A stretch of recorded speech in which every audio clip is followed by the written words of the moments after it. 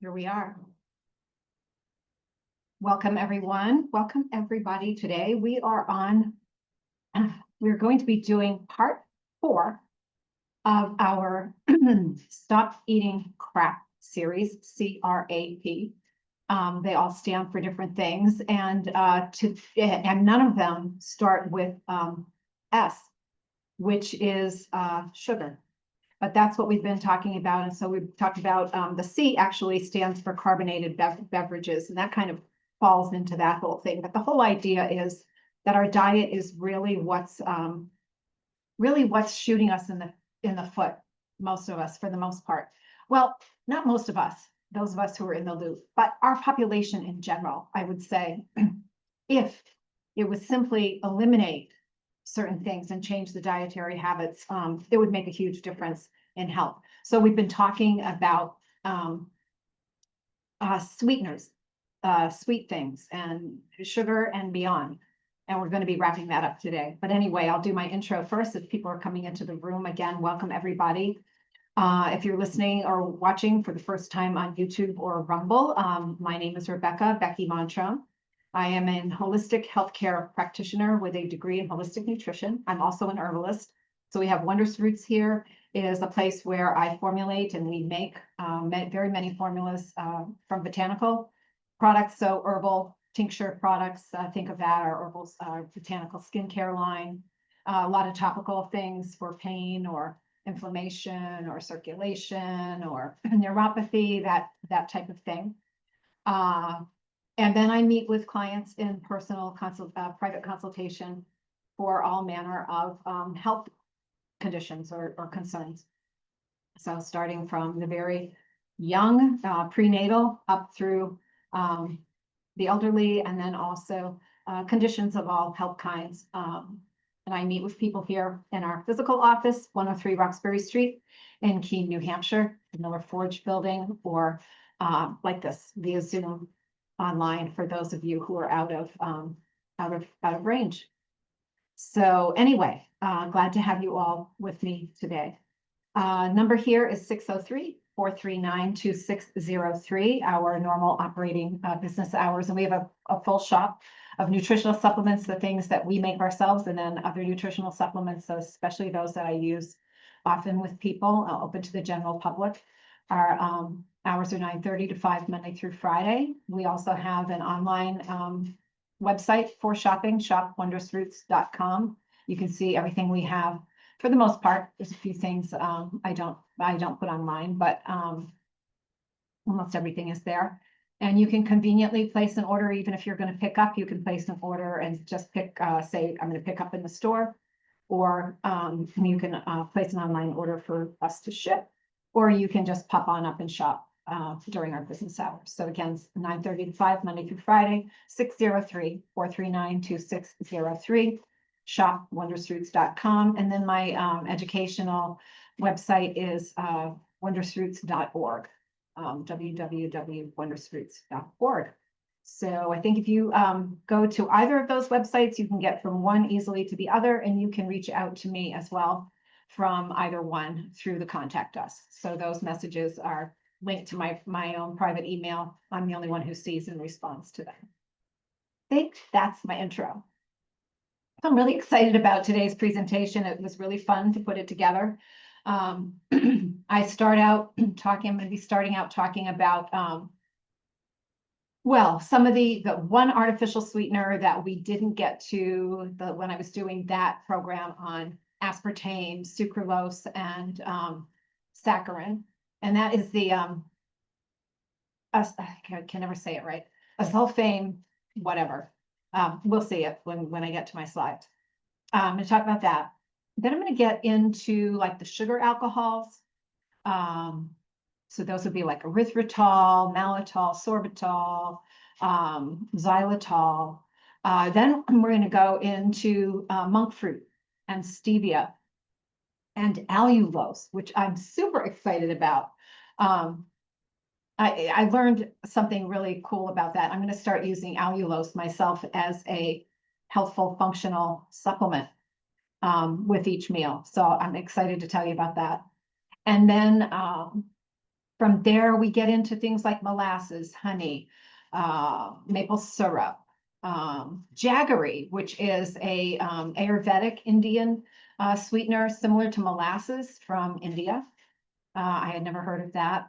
And we're going to be talking about, what are brown sugar, turbinado sugar, and there's another one, Demonaro sugar, but they're kind of like takeoffs on regular refined sugar.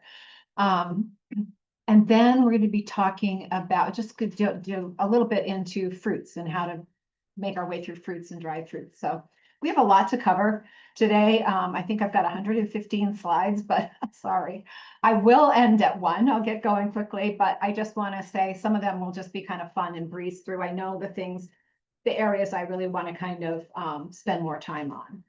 So anyway, without further ado, if you want to participate, please do. You can raise your hand and I will call on you and you can speak and we'll talk and everybody can hear us. You can type in the Q&A. You can type into the chat. And I think that just about covers things. So I am going to share my screen with you all. And let's see. Bring that up first before, and then share my screen. Okay, there we go. Here. Then get my screen all set up so I can see everybody. Whoops, yeah. Here, put you there. And put all of you who are with me there so I can see you. I think that's good. So you should be able to see that. That's what it says. If anybody has trouble, type it into the chat, but I think we're good. So today is the sweetener wrap up. There's so much to know. And, I don't know. Of course, it fascinates all this stuff. I'm interested in this or I wouldn't be doing what I do, right? But you are too, or you wouldn't even be tuning in. So I hope you find it as kind of fascinating as I did. So here we go. So this session, we are going to be demystifying the sweet but sneaky chemical and the whole food alternatives that can either damage or support our health. And they're not always damaging. I think with sweets, especially the ones that are so-called legal and healthy, it's more a matter of limitation. And that's what's not happening today in our world.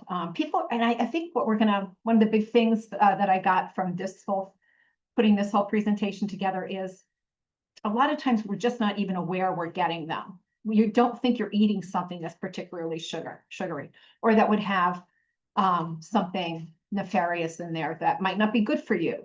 Like we're going to find out erythritol, which is an alcohol sugar. It's the most commonly used alcohol sugar in processed food. While it can be good in some ways, it can actually increase blood clotting. So yeah, but you might be getting something with erythritol you think is quite innocent, and you might have a cardiovascular problem already that you know about. You know what I'm saying? So it's that kind of thing that I'm pretty excited about. So we're going to start out with the acesulfame, however you pronounce that potassium, ACE-K. A lot of times you see that in products that have aspartame, and then they'll have that as well. They'll have this as like a 4th or 5th, or it's in there as a low ingredient, right? But they often are paired together with something else. So it's an artificial sweetener with 200 times the sweetness of sugar, often paired with sucralose, which is Splenda, or aspartame. It lurks in diet sodas, protein powders. Watch your protein powders, right? A lot of people out there getting protein powders are doing protein powders because they want to have a healthy breakfast, or they want to have a healthy something and not have a lot of calories, not have pastries or whatever, right? And you're doing a protein powder. Be careful. Watch your protein powder ingredients. One of my listeners, one of my audience, my Wondrous Roots family here, was saying I should make a link to the RFK Jr. app. I guess you take it around with you to the store, and you can check out different products. Now, I have to say, I wouldn't need that because I really don't buy stuff that comes. I'm not saying I do it particularly for this purpose. Like, I'm like, oh, I would never buy anything in a box, but I just don't tend to. We tend to cook from scratch at our house, and we prefer that. So I don't really need an app to shine on my banana or my apple or my steak or my salmon. But if you are a person who wants to check out things like maybe, like somebody was telling me the other day, she likes to get some kind of bowl for lunch, some sort of a bowl, right? And it looks like it's healthy and everything. So that'd be the kind of thing that you could, or say you were looking at things like cosmetics, body products, shampoo, sunscreens, lotions, that kind of thing. But if you are concerned about, you want to get something, your favorite, whatever that comes in a box or a package or a bottle, that's pre-made, it would be helpful for that. So anyway, enough on that. Okay. Concerns with this particular additive, the ace-sulfame potassium, ACE-K. Possible carcinogenicity from methylene chloride byproducts. Carcinogenicity, whenever you see that, that means possible cancer causing. Can stimulate insulin despite having no calories. So a lot of the things we look at today, we're going to look at today, they don't raise your insulin, and that's one of the things that's considered to be a good thing. But this can actually stimulate insulin even though it doesn't have calories. It may have addictive properties due to taste reward pathways, and it can alter the gut microbiome. And we're going to find that that's something that we're going to find with the alcohol sugars as well as we move along. So again, ACE-K alters the gut microbiome. There's a study there that if you wanted to click on it and see it, you can, but the key points, it can change gut bacterial populations in just 4 weeks. Now think about this. All the people with gut problems, maybe you're one of them, right? And you're like, what the heck happened to my gut? Why is everybody's microbiome so off? Well, if you consider, you might be getting bits of these things in your daily diet, unbeknownst to you, kind of surreptitiously snuck in there, and things you're not even aware of. So this is why getting this material out there, like I'm doing today, is so important.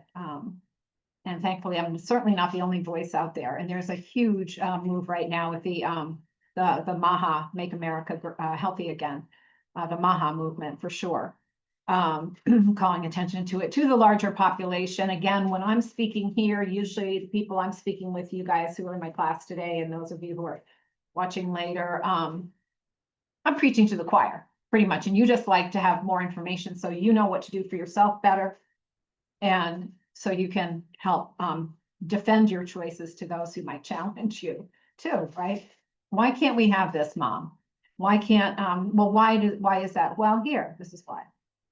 So in 4 weeks, in male mice, it promoted weight gain by enriching microbes linked to greater energy harvest. That's really kind of interesting because it didn't have that effect in the female mice.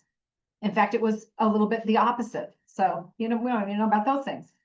Distinct metabolic changes were seen in the feces, suggesting a microbiome-mediated impact on metabolism. So it seems like it's just making it a little bit sweeter, and it's not sugar, and why isn't that good? Even 0-calorie sweeteners aren't biologically invisible. Disrupting the microbiome can ripple into weight, mood, immunity issues, and more, especially concerning in developing bodies. And we're going to get to that a little bit down the line when we talk about the presence of some of these things that shows up in breast milk very, very easily. Oh, there we go. I guess it wasn't too far down the line. Artificial sweeteners in breast milk. And again, you can see this is with sucralose and ace-sulfame K in breast milk. And we were just talking about that one. So key points. Within 1 to 3 hours of consuming 20 ounces of diet soda, both sucralose and ACE-K were detectable in breast milk. So that means delivered directly to your baby. Sweeteners remained present for up to 6 hours after ingestion. The extract health effects on infants are unknown, but early exposure may potentially, disrupt the developing gut microbiome, influencing taste preferences and insulin signaling. Because breast milk, the sugar in breast milk is really wonderful for the baby, and it's got a very distinct, excuse me,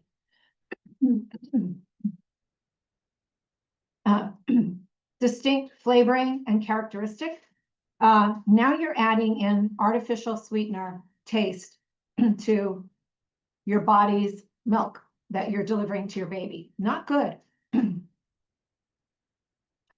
Could that possibly contribute to metabolic programming effects? Potentially, who knows, contributing to childhood obesity, who knows?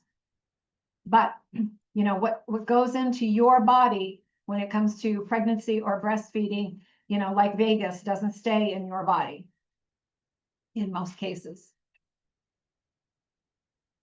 So here, sugar alcohols, right, often end in OL and are technically neither sugars nor alcohols. They're metabolized differently. Some pass into the colon undigested and cue the GI distress that comes with some of them.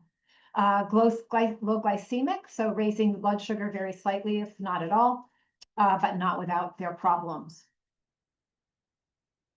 Some of the names: sorbitol, mannitol, lactitol, isomalt, maltitol. They're called this name, which is really hydrogenated starch hydrosylates, also known as the polyglycitol syrup, also known as polyglycitol syrup, are a mixture of several sugar alcohols, hydrogenated starch hydrosylates. Most of these come from corn, and that's concerning in itself. I'll get to that a little bit, but we're going to be talking about corn quite a bit when it comes to processed foods, because basically probably 90% of our processed foods involve corn, some form of corn. So stay tuned for that. High risk of bloating, gas, loose stools, can feed gut dysbiosis or SIBO, small intestinal bacterial overgrowth. So if you are a person with small intestinal bacterial overgrowth, which is horrible, I hope you don't have that, you definitely don't want any of these things. Xylitol, which comes from birch, well, it comes from birch, but it also comes from corn. So you have to watch your source too, if you care about that. Better tolerated, excellent for dental health. It kills a certain bacteria that can lead to dental caries. It's very toxic to dogs. Erythritol, the most tolerated, absorbed but not metabolized, excreted. Yeah, it's absorbed but not metabolized.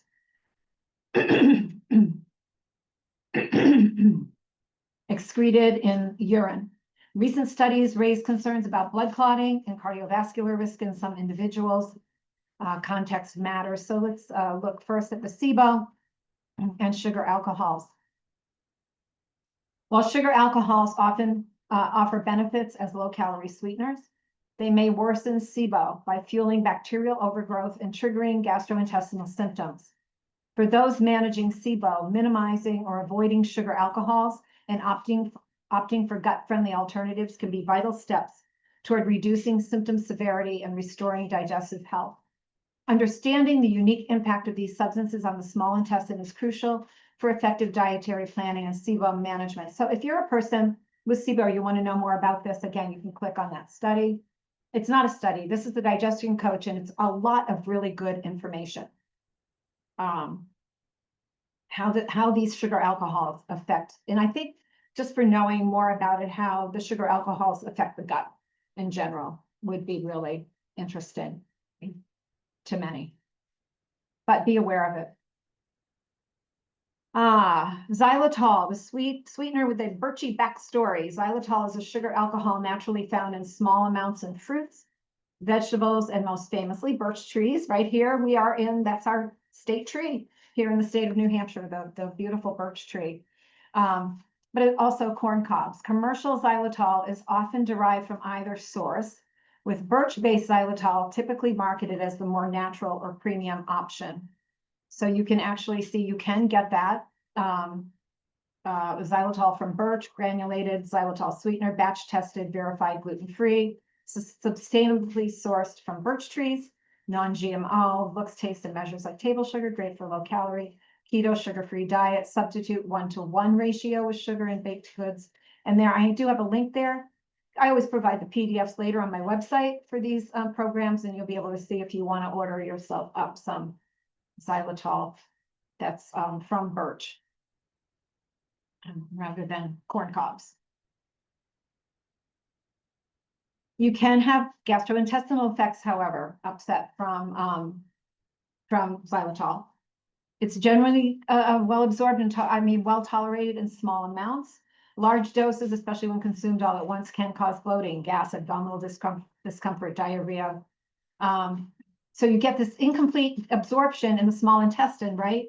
So it goes to the colon, and you get fermentation of it there by the gut bacteria. So if you have a lot of it there, that could add to some problems for you and not feeling so great in your stomach. Your gastrointestinal tract. 30 to 50 grams a day may induce laxative effects in some adults.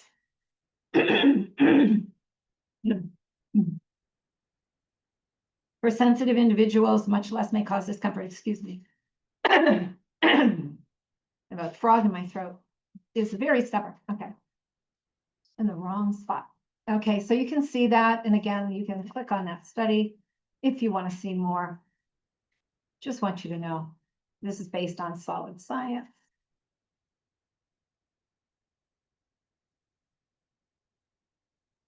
There are dental health benefits, fights tooth decay by inhibiting the growth of the Streptococcus mutans, the bacteria most responsible for cavities.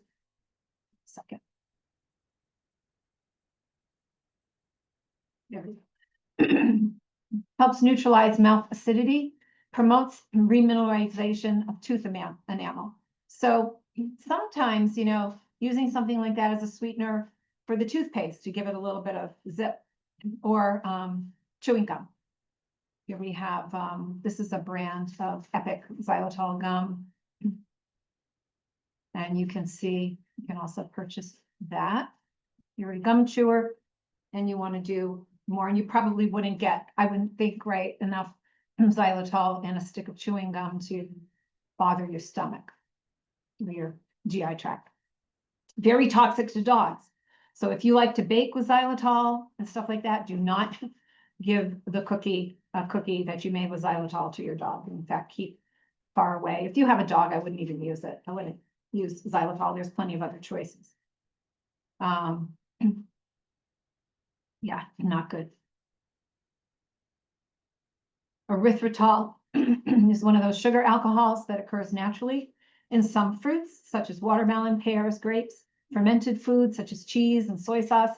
Is primarily produced commercially through the fermentation of glucose derived from corn or wheat starch. It's synthesized using yeast or other microorganisms. Most of the erythritol you eat is absorbed into your bloodstream and is excreted then in your urine. It does not raise blood sugar levels. It makes it appealing for that reason for people like with diabetes or people looking to, just limit their sugar intake. Erythritol may suppress the growth of bacteria in the mouth. Also, unlike sugar, it doesn't feed the bacteria that causes cavities. So it doesn't fight that bacteria like xylitol does, but it doesn't increase it. Erythritol has a good safety profile, but most recently has been found to be associated with blood clots and heart problems. And that, to me, right there, for the general population, would be, for me, a reason to say, why? Because cardiovascular disease is one of the major chronic illness killers of our time. Yeah, So the artificial sweetener and erythritol and cardiovascular event risk. You can again see the study here. Click on that, but this is the breakdown. The artificial sweetener, erythritol, and cardiovascular event risk. What the study found: higher blood erythritol, higher cardiovascular risk, 2 times more major events over 3 years. That's not a small thing. So here you are, like, how many people out there have cardiovascular disease or things that are pointing to that, such as hypertension, high blood pressure, their lipids being out of range or whatever, and doctors saying you need to be on this medication, and then it's like, Oh, and a lot of times people with diabetes have concomitant heart cardiovascular disease. Sometimes because of the glycation effects of high blood sugar constantly coursing through your system and your bloodstream and damaging those parts of your body. So here you've got that. So now you're told use erythritol as your substitute sweetener because for your diabetes, that's really good. And yet, oh no, guess what? For your cardiovascular disease risk, it's really bad.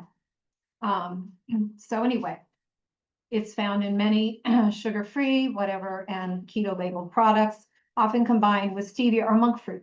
So a lot of times to give body and a little bit of a change in the flavor, stevia products, we'll take a look at them, a couple of them now. But I will go back here. Our findings reveal that erythritol is both associated with incident of major adverse cardiac event risk and fosters enhanced thrombosis, enhanced blood clotting, aggregation of platelets. Not something you want to be getting through something that you think you're doing for yourself as a healthy choice, especially, right? You don't want to be getting anyway, but see how sneaky this stuff can be. The MACE metaphor, major adverse cardiovascular event metaphor. Erythritol is a sweetener that shakes your hand and then whispers to your platelets, be ready to pounce, right? Oh, here you go. You're watching your blood sugar. Wonderful. Let me shake your hand on that, but over here.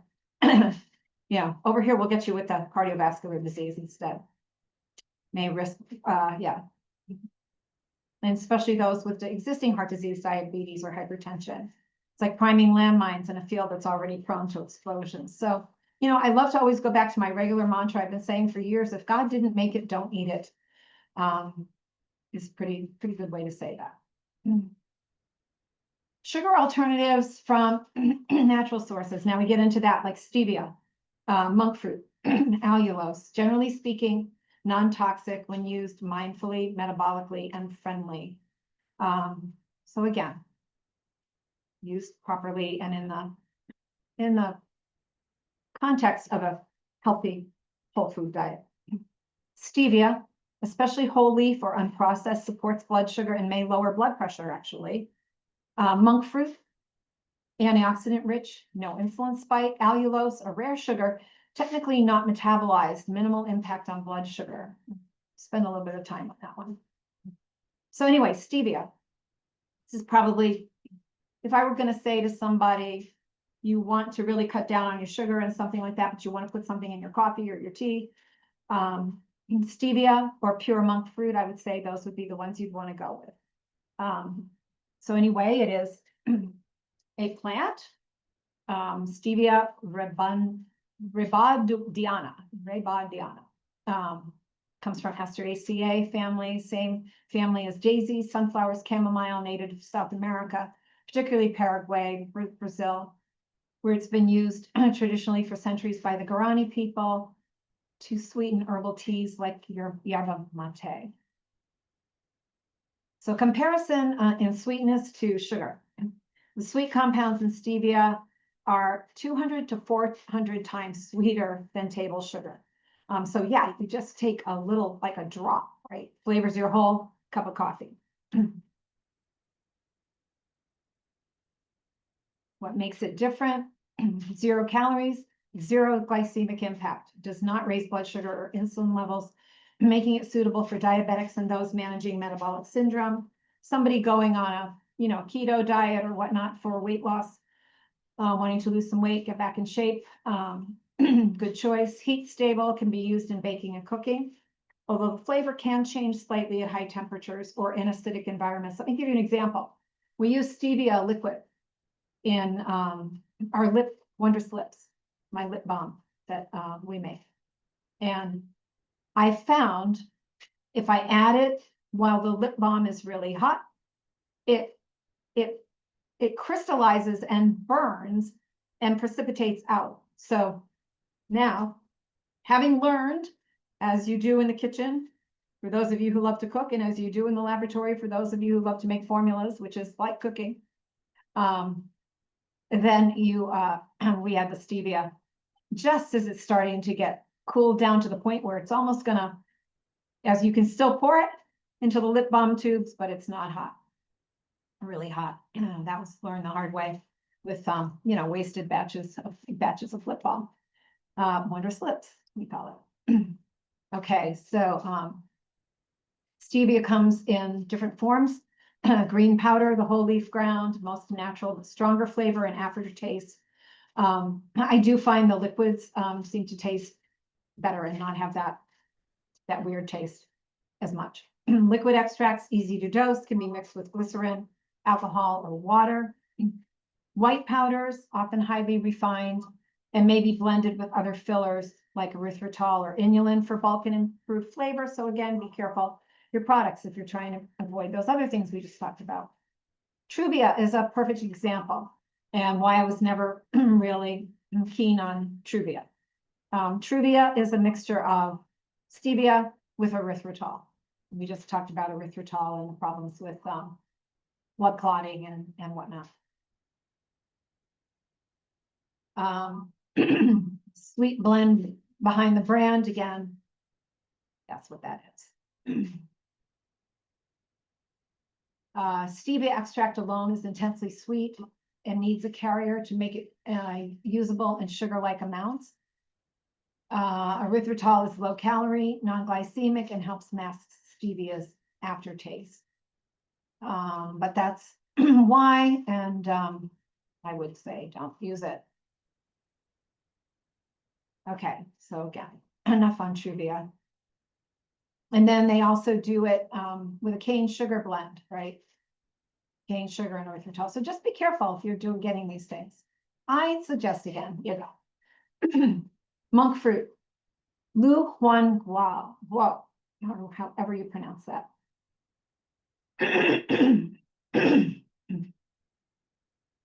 Sweetness extracted from the sacred melon. Monk fruit, or lo hangguo, is a small green melon. Isn't that pretty? Native to southern China, also Thailand, named after the monks who first cultivated it centuries ago.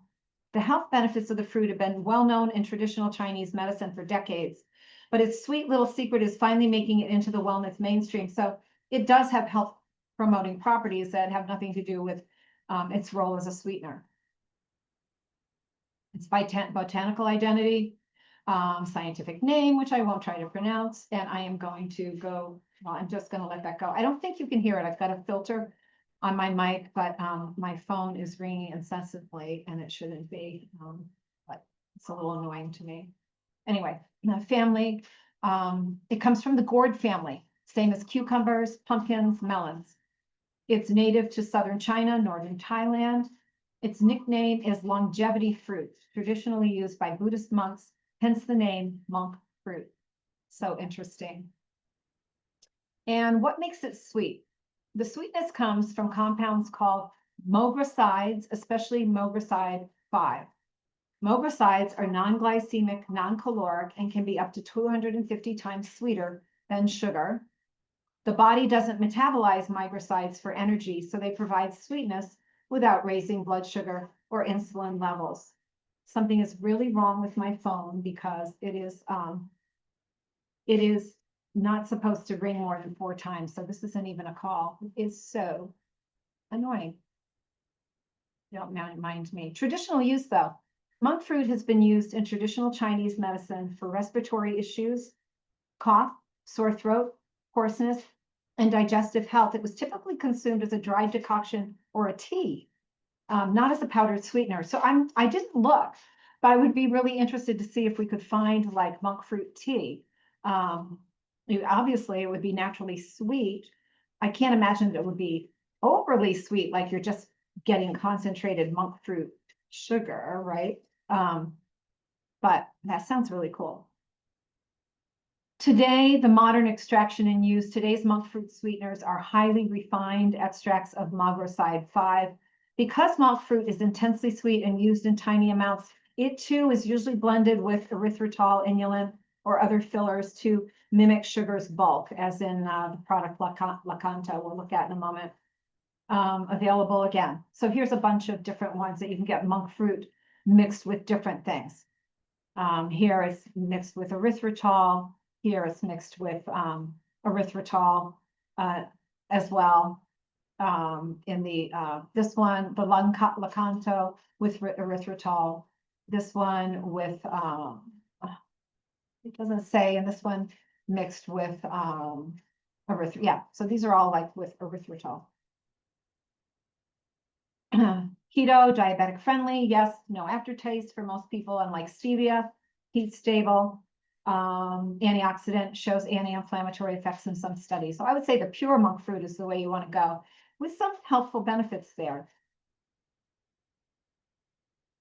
Often misunderstood as a pure ingredient. Again, here it is, a pure ingredient, just the monk fruit, and there's a link there to this one if you want to pick up on that.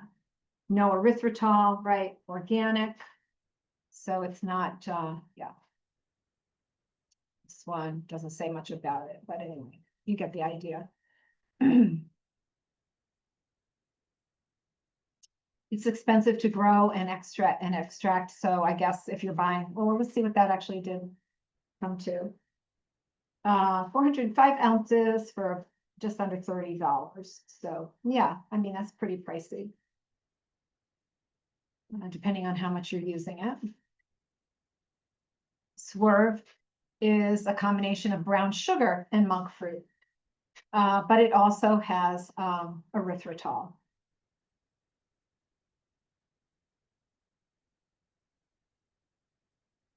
But it bakes and browns like brown sugar. That was kind of the thing about this one. Like if you're using that one, it comes out better in your baked goods. Yeah, measures cup for cup like sugar for Swerve. Yeah, browning and texture are closer to sugar than stevia alone. No bitter aftertaste. Blah blah blah blah blah. So we've kind of gone through that. The monk fruit and erythritol powder, again, Kanto. Marketed as keto, paleo, diabetic friendly. Monk fruit has antioxidant properties and is heat stable. Flavor profile is clean and sweet without the bitterness of stevia. Again, blah, blah, blah. And there, if you want to go back to this, whatever, spent enough time on these things. So now, and what I'm going to do is I've got like a PDF of all the recipes I share today. There's a few coming up, and I'll include them so that you can see them, download them, print them in the email that I send out later today with this video that's up. So that'll be really fun, but we'll just kind of go through a few.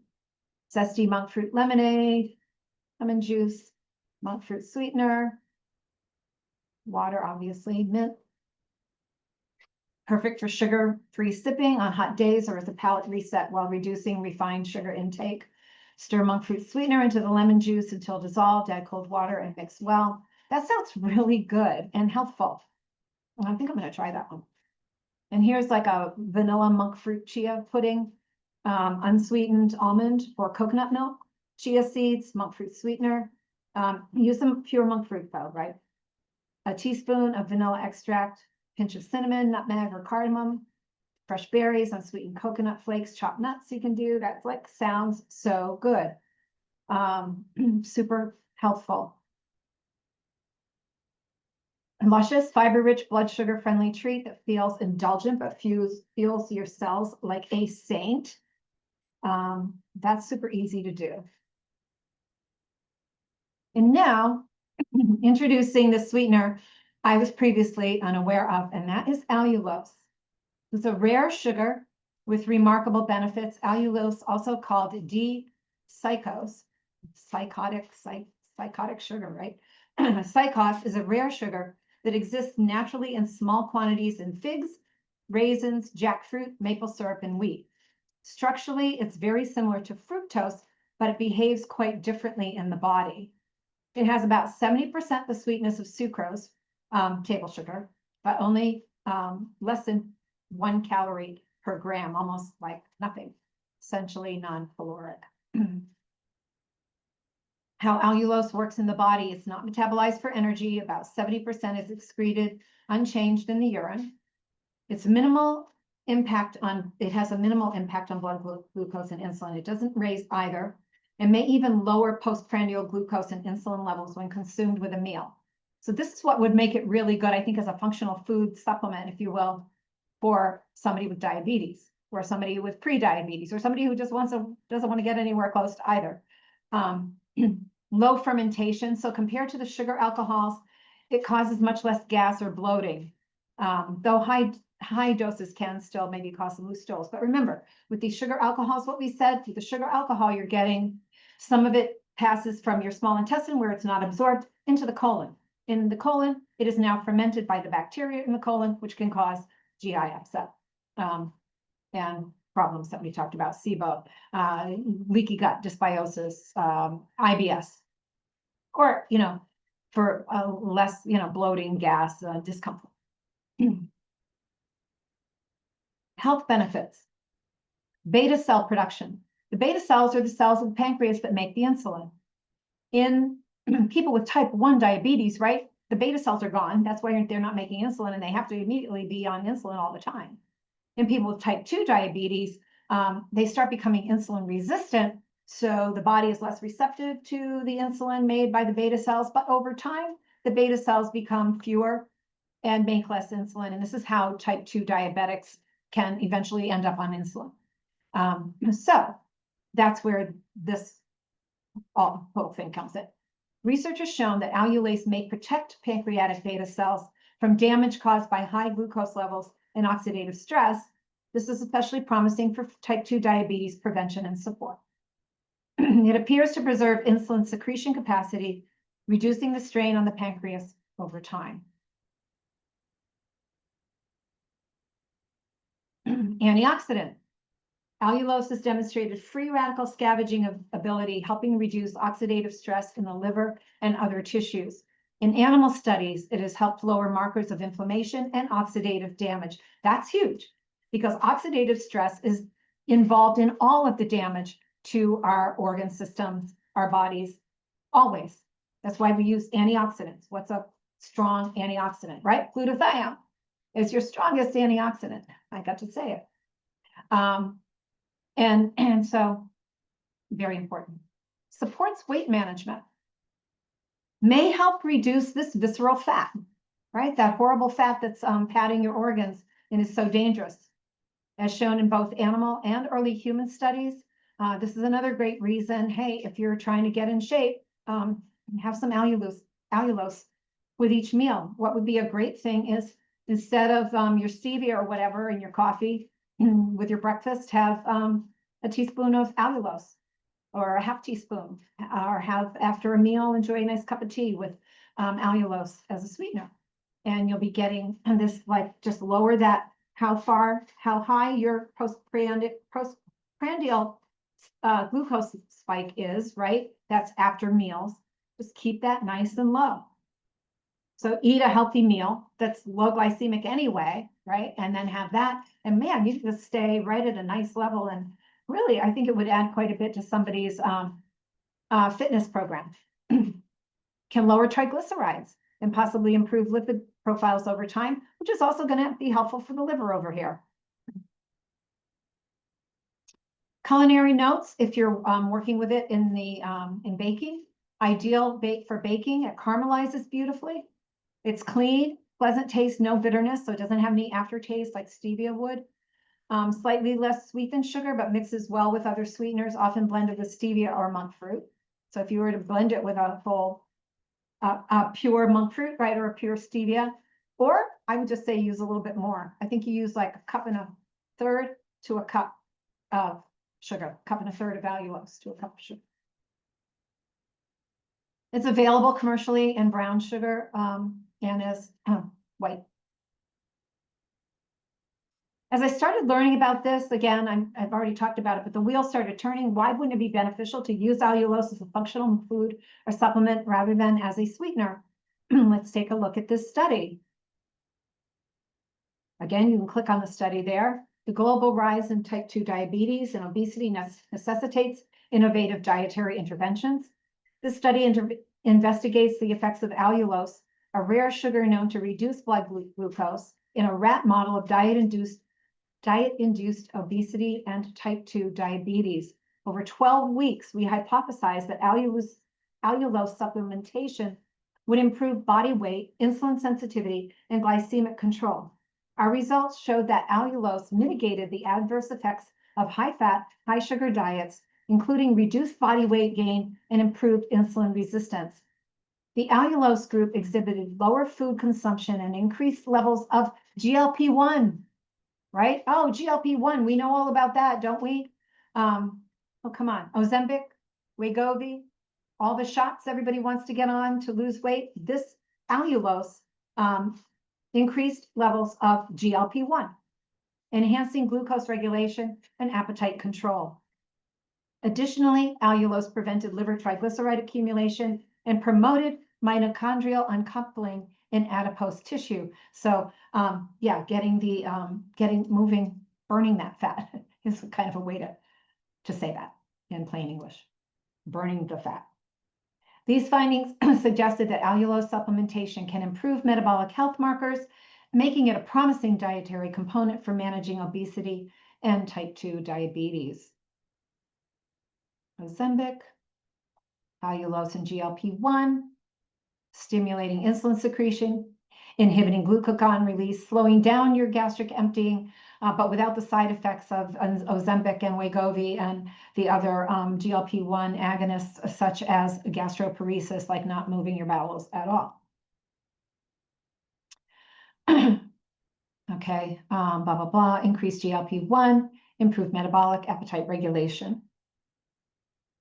Again, why not just use it as a supplement with meals to control and regulate metabolic processes? I think it's great. I've got a bag of it sitting over there to take home and that I ordered for that purpose. It's going to do it like in an after dinner cup of tea or coffee. Okay, so when we translate that study to adults, we can easily see 5 to 10 grams per day is 1 teaspoon with each meal would be 12 grams. So in the study, they achieved those ends with 5 to 10 grams a day in human, the human equivalent of, so that's about what you'd want, or 3/4 teaspoon or whatever, would hit the mark very nicely. Half teaspoon would probably even be very effective. So there you go. Allulose is a functional supplement, not just a sugar swap. I didn't know about allulose. I'd never heard of allulose till I was working up this program.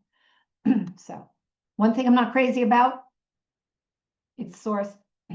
While allulose is found in raisins, figs, kiwi, brown sugar, molasses, wheat, and maple syrup, only in minuscule amounts. So because those sources contain way too little allulose for extraction, store-bought allulose is derived from corn or other fructose sources such as sugar beets. So here's what I found about that. Most store-bought allulose comes from corn produced in China.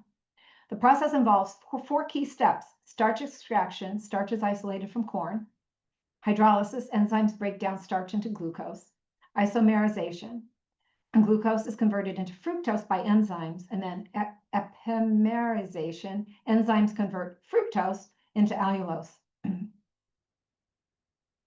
Is allulose GMO? Is it made from genetically modified corn? Many people wonder whether allulose is genetically modified. Allulose itself is GMO-free.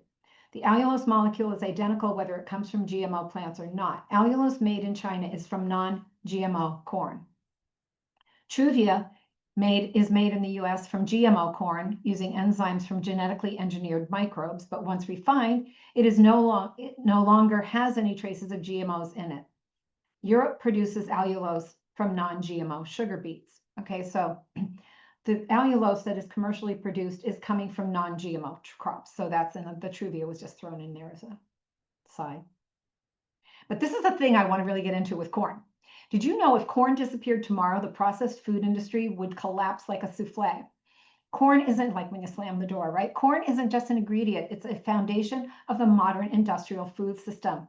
The FDA has estimated that over 75% of all processed foods contain corn-derived ingredients. Some estimates place it closer to 90%. So more's coming up on that. My next thing next week is processed foods, plastics, and poison.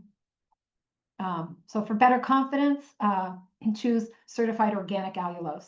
The USDA strictly prohibits the use of GMOs, including processes that involve genetically engineered microbes or plants. So anyway, you can find that. And this is the one I don't have a link to that there, but that you can see it on the slide. That's the one I purchased for us.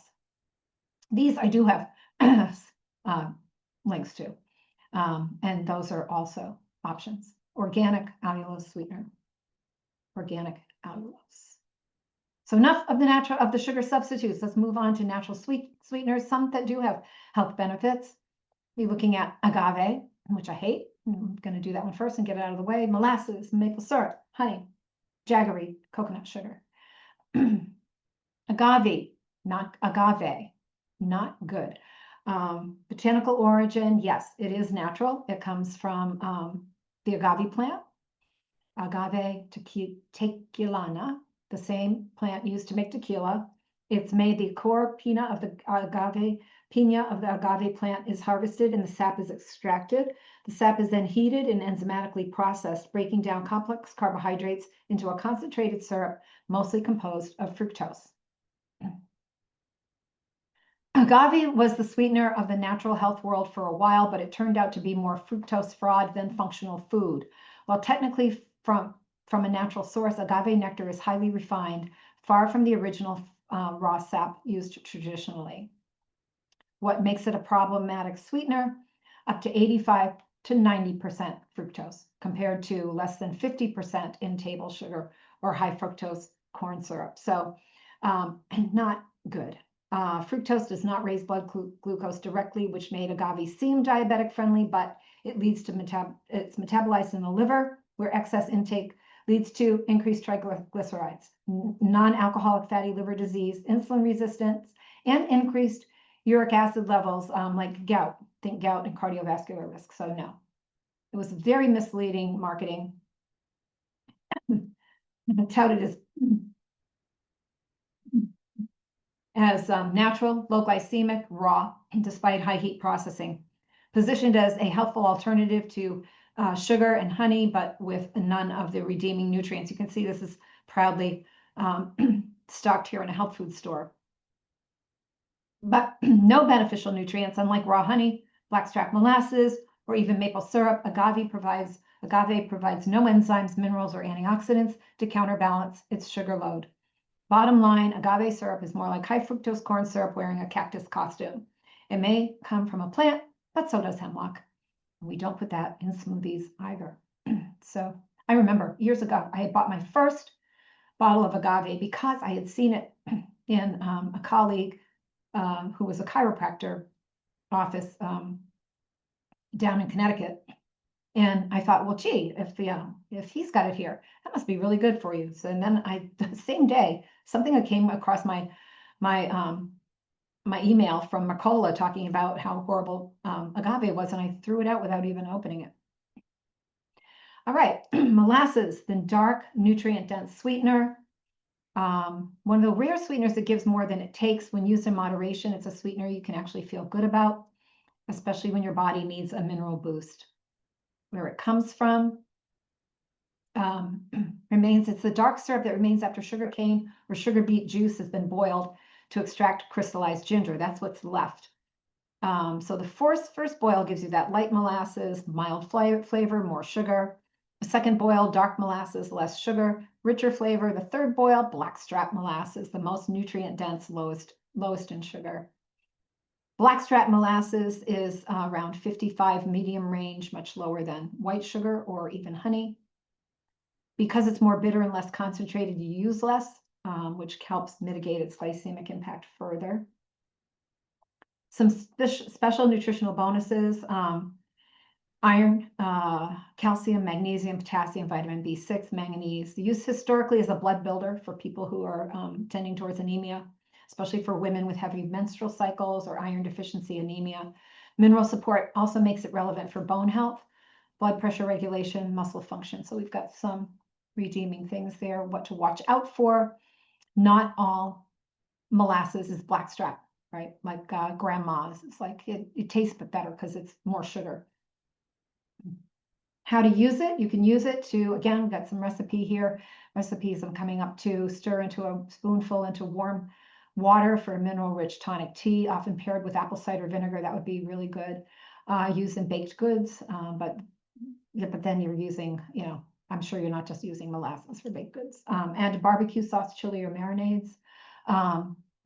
And blend into smoothies with cacao nut butter. Divine uses a natural iron supplement, 1 tablespoon a day if you need to bulk up on your iron.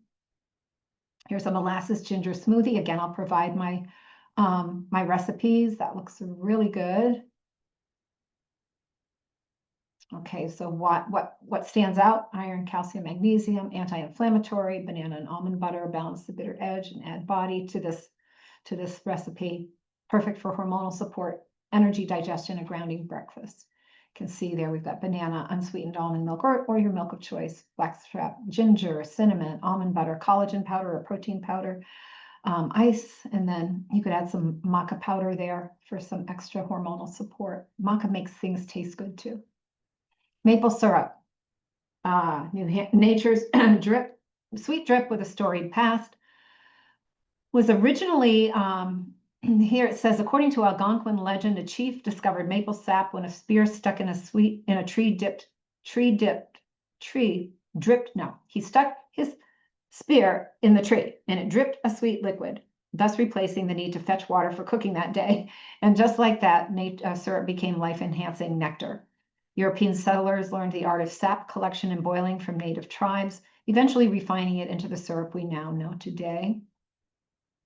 The tapping process, do that. Sap is 97 to 98% water, so it takes roughly 40 gallons of sap to make 1 gallon of syrup. And then, while still a sugar, pure maple syrup offers more than just calories. Manganese, zinc, potassium, calcium, iron, magnesium, similar to like molasses, polyphenols, and antioxidants, including quebecol, a compound formed during boiling that may have anti-inflammatory properties. Some studies suggest maple syrup may help support healthy gut microbiota and exhibit anti-cancer properties, but be careful about guzzling that for that purpose. Sugar feeds cancer, right? Anyway, those are some of the things in maple syrup. So sweet, but not a free pass. Even with its minerals and antioxidants, maple syrup is still a concentrated sugar, so it must be used mindfully. It's not just what you sweeten with, how often and how much. All things in moderation. Enjoying. This is called the maple syrup chug, so that we can't do, right? Simple ways to use. Add a tiny splash of plain yogurt or chia pudding, whisk into mustard for an easy maple mustard dressing, drizzle on roasted veggies, use those a spoonful in DIY cough syrup with ginger and lemon. Bottom line, nature's candy, just trace mineral bonus. Coconut sugar. Yeah. Coconut sugar comes from the flowers, not the coconut fruit. I kind of have to race through because we're getting late here. But anyway, it's minimally processed sweetener, no bleaching, no chemical refining. So it's a natural sugar, but it's still sugar. Again, it has trace amounts of some of these positive things. Don't be fooled by the wellness blog hype. These nutrients are present, but yes, in very small amounts. So I wouldn't say that I would be eating them to get those nutrients, right? Glycemic index, making it lower than white sugar, but not exactly low. The inulin, which is a fiber, might blunt it a little bit, slow down its uptake, but not really powerfully. Flavor and function in the kitchen. It has a rich caramel-like flavor with notes of toffee or butterscotch, similar texture to brown sugar. Makes it a 1-to-1 swap in most baking recipes, cookies, brownies, energy, paleo or plant-based baking, stirring into coffee or oatmeal. Bottom line, still sugar.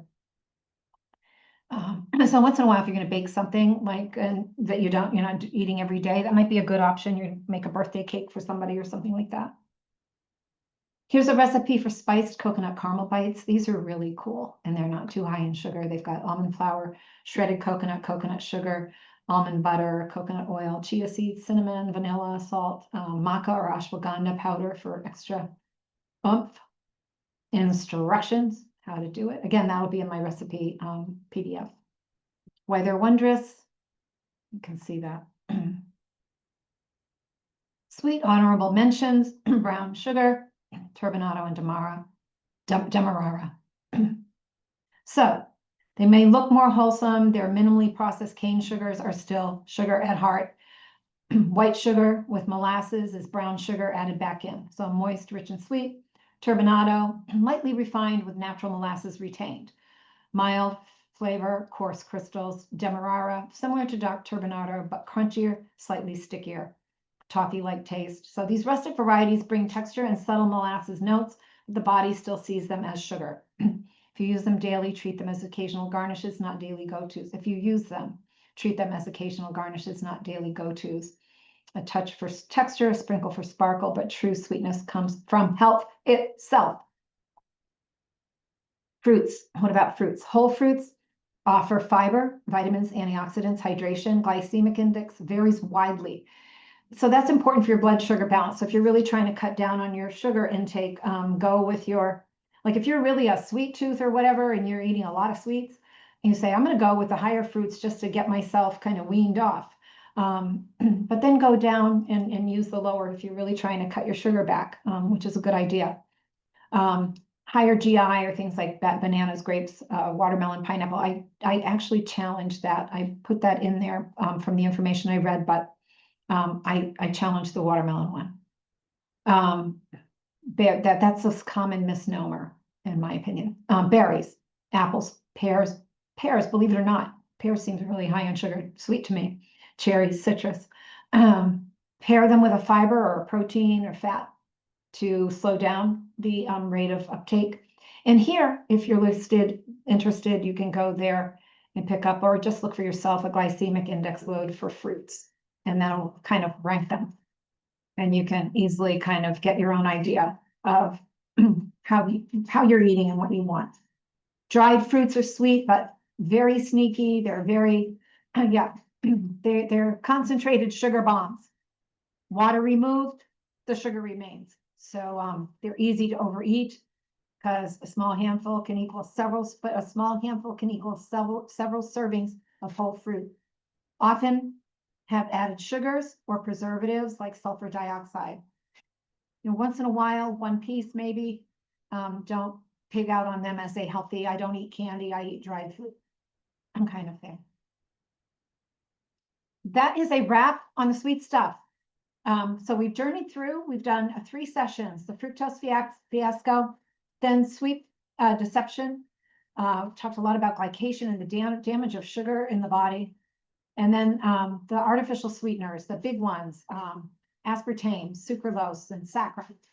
And now today we did the grand tour of the natural, nature-inspired, nutrient-rich sweeteners. And you know what? I never did the jaggery. I know I did it. Oh, wow, I left out jaggery. Well, jaggery is very much like molasses, but it was kind of interesting because it's all about, again, Ayurvedic, and they used it to balance the doshas. And I can't believe I forgot to get that in there.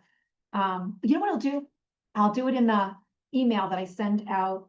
Yeah, with this video, I'll do it as an add-on in that email kind of newsy thing. So anyway, I hope that you've enjoyed this as much as I have. It has been so, you know, again, from syrups to stealth sweeteners, now you know what's in your spoon. I feel a lot more, what do I want to say? I feel a lot more knowledgeable about certain things and more aware. Again, I'm not one to ever go for like the artificial things, so it doesn't, I learned what really applies to me, I think, from the whole sweetener thing was not having honey in my cups of tea every day, because I was doing that and thinking, well, it's just a little bit of honey and honey is natural. But if I drink a lot of tea, I drink tea is probably my beverage, my main beverage all day and evening. So that adds up. It did also get me off. Well, I don't eat much candy, so I love chocolate. So I'll have like kind of a high percentage dark chocolate, some candy every day. And I'm not doing that either, because I don't really like it when it's like 100%. It's not sweet at all. So it has changed my habits. And then for you, whatever your habits are. People have emailed me and said, wow, I can't believe it. I stopped drinking Diet Coke and I felt like crap for 4 days, but now I feel better. And it was because they watched the program. So thanks everyone for being here. I'll let you go just a few minutes after, but we've covered a lot. Next week, I'm going to start I'm going to do the 3 Ps. The 3 Ps are processed food, plastics, microplastics. That's a big thing that we're getting in our food, and just poison in general. And I will be going into that whole corn thing. So come on back. Thanks, everybody. Thank you. Thanks for your kind words there in the chat. And have a wonderful weekend and a great week. And we'll be back together again next week. Take care.